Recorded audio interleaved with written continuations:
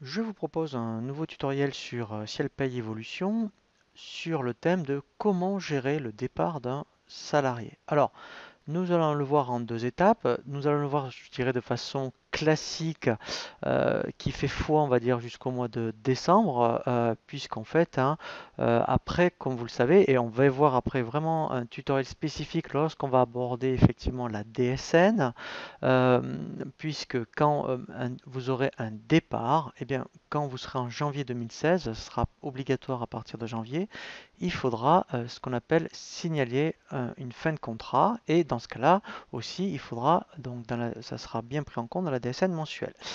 Sur ce tutoriel, pour l'instant, nous allons le voir, on va dire, de façon classique, où nous allons donc voir toute la procédure pour déclencher une sortie. Nous verrons également un bulletin de paye avec les indemnités compensatrices de départ, voilà, et tous les documents, bien sûr, qui vont, je dirais, avec un départ. Alors, après, nous verrons également d'autres tutoriels par rapport à, mettons, la paye d'un CDD pour voir les autres rubriques que vous pouvez donc rencontrer dans le cadre d'un départ. Pour gérer donc la sortie d'un salarié, vous avez donc plusieurs possibilités. Vous pouvez déjà ici, vous voyez, donc quand vous êtes sur l'écran ici mon bureau, vous avez directement ici sortie du salarié ou lorsque vous êtes ici dans salarié, vous avez également ici sortie salarié. Donc ça revient au même. Donc quand on clique sur sortie salarié, on va se laisser guider par un assistant. Donc là, par exemple, je suis, vous voyez, comme j'étais sur Madame Le Pic, il me propose donc, vous voyez, de faire sortir Madame Le Pic. Alors, moi, je vais faire sortir un autre salarié. Je vais prendre, mettons, alors, je vais me remettre, je dirais plutôt sur, mettons, voilà, la deuxième. Je fais sortie salarié. Voilà. Donc, par exemple, pourquoi pas, alors, on va prendre une sortie. Donc là, mettons le 13 novembre. Voilà.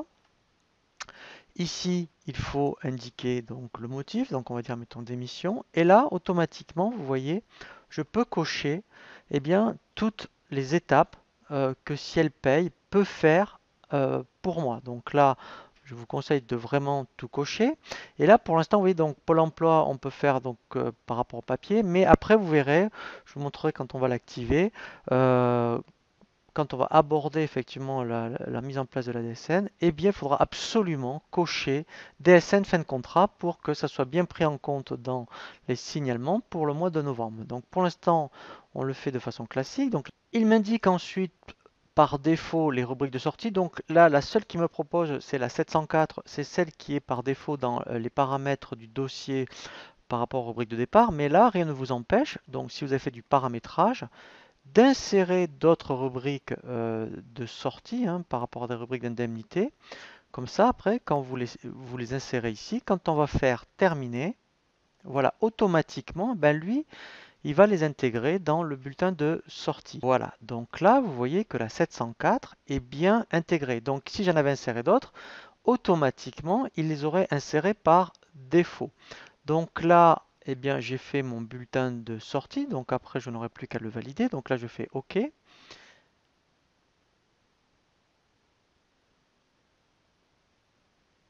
Ensuite, vous voyez donc là, automatiquement, il me propose eh bien, les documents administratifs de sortie, donc à savoir le certificat de travail. Voilà, donc là, j'ai vraiment, voilà. Alors après, on verra aussi un tutoriel comment bien personnaliser vos documents administratifs. Voilà, donc ça, c'est pour le certificat de travail. Vous avez le solde de compte. Donc là, effectivement, vous voyez, il faut le faire à la main, hein. Donc là, il faut vraiment insérer manuellement. Voilà. Et ensuite, voilà, donc là, vous voyez, c'est pour ça que c'est intéressant. Je vous conseille vraiment de vous laisser guider par l'assistant. On va valider donc le bulletin de paye de novembre pour qu'après on ait l'attestation Pôle emploi. Donc là, je fais oui. Voilà, donc là, il va me lancer, vous voyez, donc l'assistant pour l'attestation Pôle emploi. Donc là, en fait, il faut remplir vraiment toutes les informations.